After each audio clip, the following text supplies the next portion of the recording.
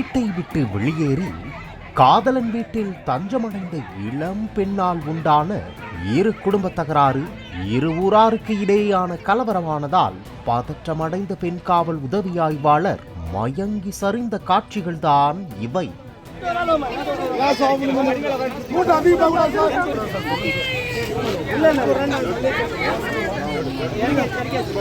கிருஷ்ணகிரி மாவட்டம் போச்சம்பள்ளி அடுத்துள்ள அகரம் கிராமத்தைச் சேர்ந்தவர் சுகனேஸ்வரன். மெத்தை தயாரிப்பு நிறுவனத்தில் வேலை பார்த்து வரும் சுகனேஸ்வரனும் பன்னாந்தூரைச் சேர்ந்த கல்லூரி மாணவி ஐஸ்வர்யாவும் 2 ஆண்டுகளாக காதலித்து வந்துள்ளனர்.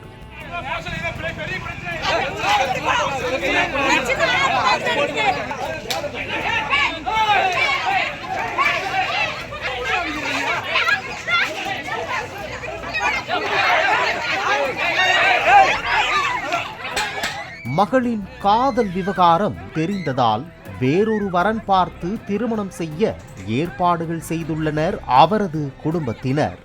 இதனை அறிந்த ஐஸ்வர்யா தனது காதலன் சுகனேஸ்வரன் வீட்டில் தஞ்சமடைந்தார்.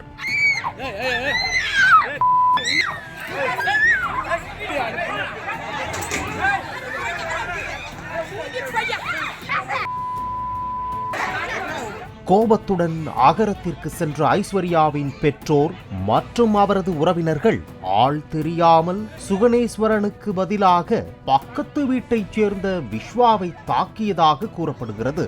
இதனால் விஸ்வாவின் உறவினர்கள் ஐஸ்வர்யாவின் பெற்றோர் தரப்பினர் மீது தாக்குதல் நடத்தினர்.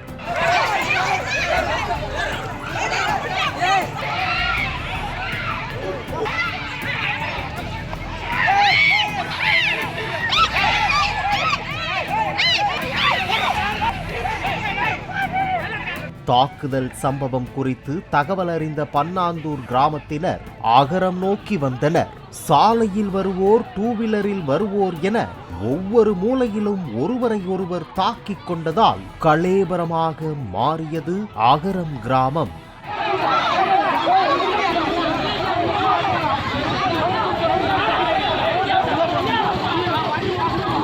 கலேபர தகவல் அறிந்து உதவி ஆய்வாளர் சங்கீதா தலைமையிலான நாகரசம்பட்டி போலீசார் தாக்குதலை தடுக்கும் பணியில் ஈடுபட்டனர்.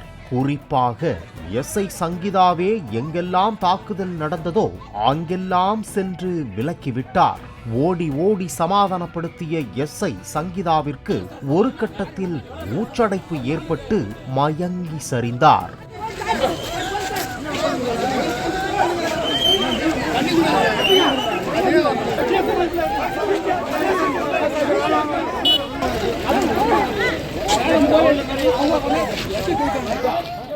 முகத்தில் தண்ணீரை தெளித்தும் நெஞ்சை தடவி கொடுத்தும் ஆசுவாசப்படுத்திய பிறகு அவரை போச்சம்பள்ளியில் உள்ள தனியார் மருத்துவமனையில் அனுமதித்தனர் சக காவலர்கள்.